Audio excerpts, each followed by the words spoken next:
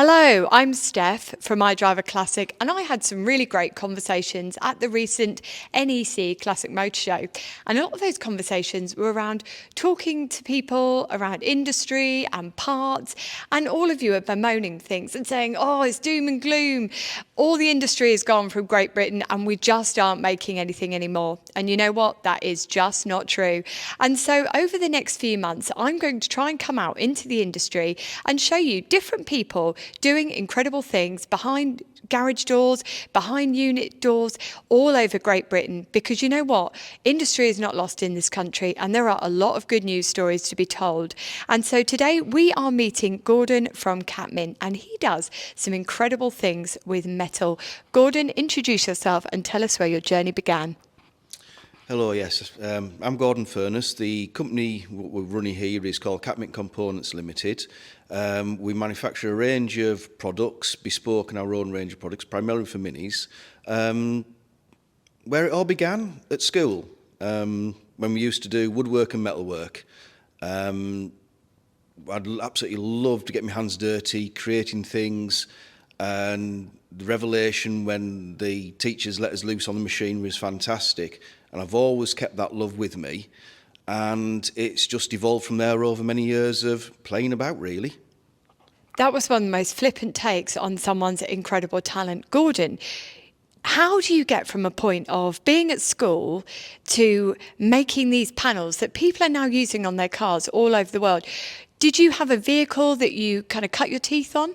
Yes, going back into the late 80s, we always had minis floating around, and when I was 18 we bought my first a mini pickup for £50 spares or repair, and a week later we bought my first MIG welder so I could actually repair it and work on it, and really it's just evolved slowly from there. When you're making those panels, and you were talking about, you have a car, don't you, that's derived from a mini, and yet you couldn't get the panels. So tell us a little bit about that. My wife's always liked the Wolseley Hornets and Riley Else, and we bought a Wolseley Hornet, and assuming that because it's a mini we could buy the panels what would do with the job. Unfortunately, with the Wolseley Hornets and Riley Else, half the panels are actually different front end, different boot. So trying to repair it became a little bit of a interesting challenge. So I started putting a lot more effort into trying to get making the panels correct for it. We got that far, then people asked, can you make them for us?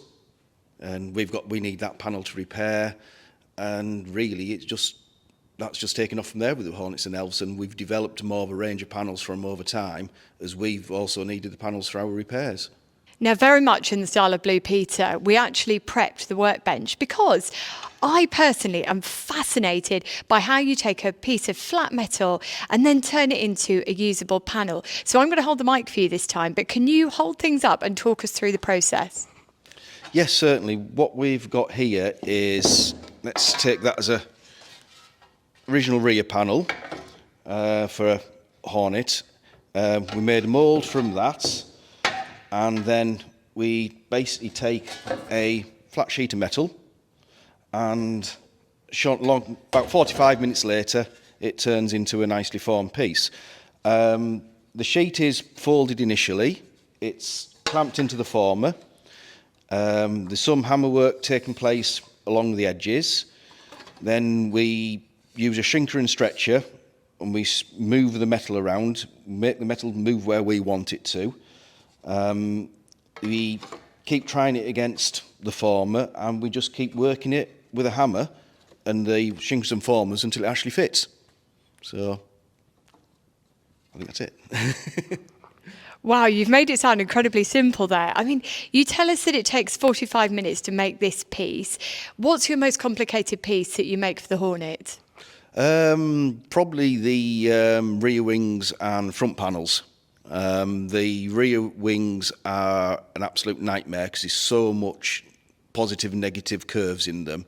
It's just a nightmare to make, really. They look good when they're done, but it's just frustrates me. The front panels are a long job to do, but look really good when they're done.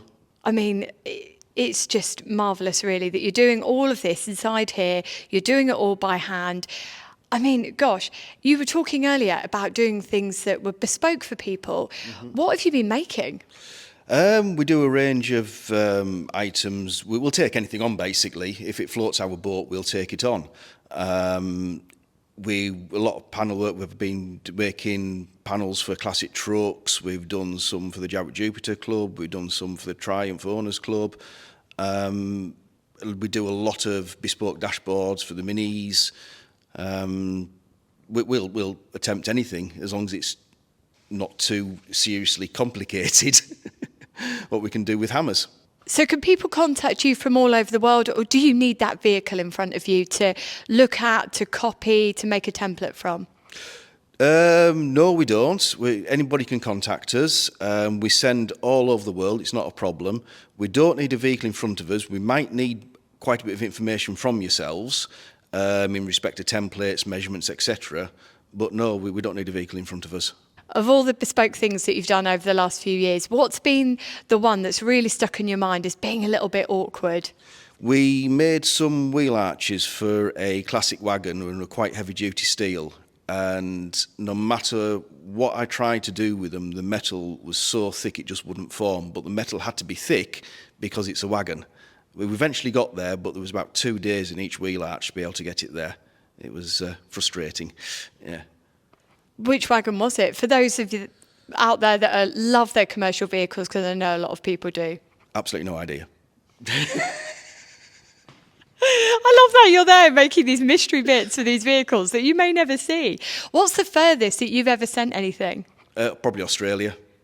Yeah, we're quite a lot. There's quite a big mini following in Australia, and we'll send to Australia, no problem at all. So Australia, Americas, Canada, South America. As long as you can import it, we'll send it. Now, we don't do politics on here, but I know things have recently changed in terms of sending things to America. Are you still shipping to America? Yes, we are shipping to America still. It's frustrating, but we are still shipping, yes. Marvellous, because I know that'll be a question in the comments section. Now, for people that have maybe got children at home that are interested in this sort of thing, are there any tips that you have on trying to get started in this? Because I know that you're self-taught. So I think that makes it feel like it's something that other people can achieve. What tips would you give to budding metalworkers out there that are watching this video and thinking, I would love to do that too? Go for it. Yeah. Be patient. It takes a long time to learn. Do small projects first. Don't anticipate doing big things. And just if it doesn't work first, try again. And if it doesn't work, try again. And just keep going until you achieve what you want to achieve. And, it's metal, it's recyclable. You can scrap it off. Yeah. Now, to give people hope out there, those first pieces that you were making, especially for the Hornet, how many times were you having to remake them and make them again until you got them to a point that you were satisfied that they were the quality you wanted? If it's a complicated piece, maybe like a rear wing corner or something, it would take me probably about a week to a fortnight for me to be happy with it. And then every one I make after that has to be of the same quality before I send it out. If I'm not happy with it, I won't send it out.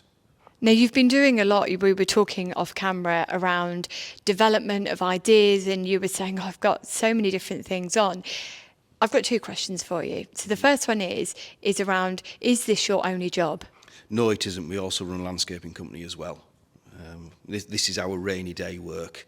With the good old Yorkshire sunshine climate that we have up here, we need another job to be able to fall back onto. So this is we do about 3 days a week landscaping, 3 days a week in the workshop.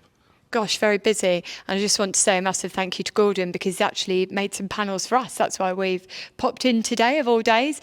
And he's turned them around overnight. So, I mean, gosh. So I guess I've also got another question, which is, if I was to come to you and I wanted something making, how quickly can you turn something round? If it's an item what is not in stock, but we already make it, normally within a week or 2. If it's a bespoke item, you're looking about 6 weeks to 2 months. Okay. Well, I actually don't think that's that bad, especially for a new idea that you've not seen before, which ties in very nicely into the question I had that I was going to come at you earlier, which was development. Is there anything that you're developing at the moment? Have you got any ideas that you want to bring to fruition? My head is full of ideas. The opportunity to keep developing is something I would like more of to do. Is a lot more I want to be able to achieve, not just for myself, but for other people out there enjoying the cars. I mean, at the end of the day, it's primarily what this business is let other people enjoy their vehicles. And I've just got so much I want to do to keep things moving forward for our customer base. Now, I always like to ask other people that are clearly knee-deep in a million other things, how are you getting on with your own cars? I'm not. That tells me the business is going well. What have you got to do on your car? Because you've got a Hornet over there, which belongs to your wife, Lisa. Do you have anything else? We have, I think we have 8 minis. The projects are, we have a Heinz 57, which obviously you know about. We have a Land Rover Dormobile camper, what's in bits at the moment, which is a long-term project. We have the yellow car, what you saw stood next to, that's a Fowers Nomad. That is what I'm slowly working on at the moment. We have our Rally Hornet, which I think you took a picture of beforehand. Bless his cotton socks, he had a dozen years of hard campaigning and now he's waiting for some work to be put back on him. We have another Hornet behind that, which is a long-term project to put right. We have a nice little Clubman estate out the front. And I can't think of anything else at the moment, but we've probably got several other ones laid in boxes around what needs sorting out, so yeah. What's next for you? Have you got lots of different things in the pipeline? So you've got your development ideas, but is there anything you're doing? So you were talking about those dashboards as well. And are you doing anything for your Land Rovers, or are you just focusing on the minis and the mini derivatives? Just focusing on the minis at the moment. The Land Rover market's very, very well catered for, and there's a little bit what comes from Land Rovers, but not very much these days. There's a lot of big companies what have jumped on the bandwagon, and it's not worthwhile competing against companies what can knock out 200 products at a time when we just want to look at small runs of things. Brilliant. Now, I guess that one of my last questions for you is that when we go to car shows and when we talk to people, there is always that negative voice. And I worry about young people hearing this, where they say, oh, there's no future in classic cars and classic cars are doomed and the industry's over. Would you agree or disagree with that statement? Yes and no is my honest answer to that. I think the problem we're having as an industry is the external pressures to keep it going. Two external pressures really. One is political and one is the base skill set, is getting people to be able to keep doing the kind of work we're doing. There's nowhere really now that you can go learn this kind of thing unless you're lucky enough to find an apprenticeship somewhere with a company already doing this. So it's really got to be us trying to keep things going again. So yes, so I think it's a very double-edged sword at the moment. So, but I think the classic car industry will keep going, definitely. Yeah. Well, certainly while we've got all our cars to go. So tell me, what do we need to do as classic car owners, and what do we need to do as people that are concerned about the future of classic cars to try and ensure that that loss of skills isn't such a big drain?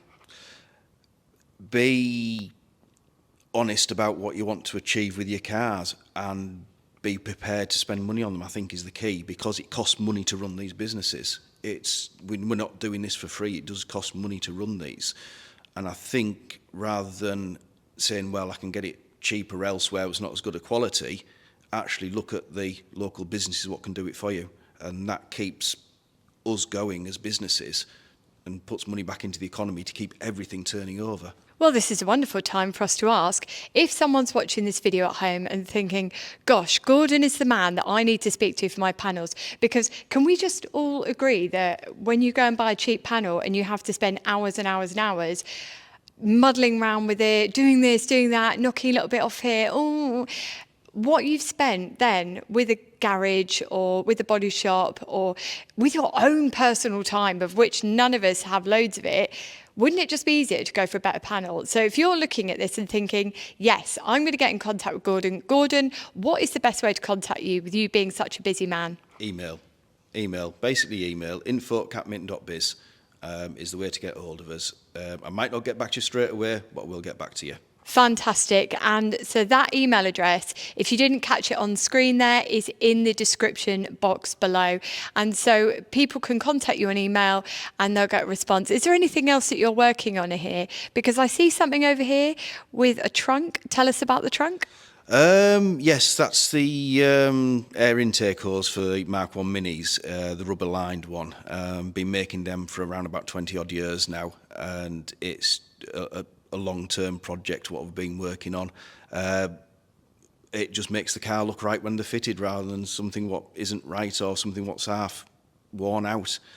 Brilliant. Well, I just want to say that I think your attention to detail is admirable. I've come in here today and I've been absolutely wowed by all the work that you're doing. The fact that you are forming all of this by hand and that you are achieving such a high standard, because this isn't my first encounter with your panels. I've seen them before when we had your Heinz 57 in the workshop, and I thought they were incredible then. And seeing them again today, I think that the quality of your workmanship is superb. And I think that your passion for getting things right really shines through in everything that we've looked at today.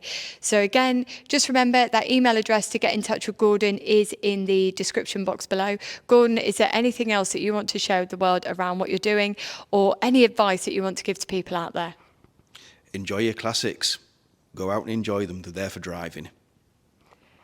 That is a sentiment I can agree with wholeheartedly. So that's it from us today. I really hope you've enjoyed delving into Gordon's workshop. I know I certainly have. It has been a privilege. Thank you, Gordon, so much for your time. Whoops. Well, we won't be taking that panel home. Right, that's it from us today. Take care and drive safely.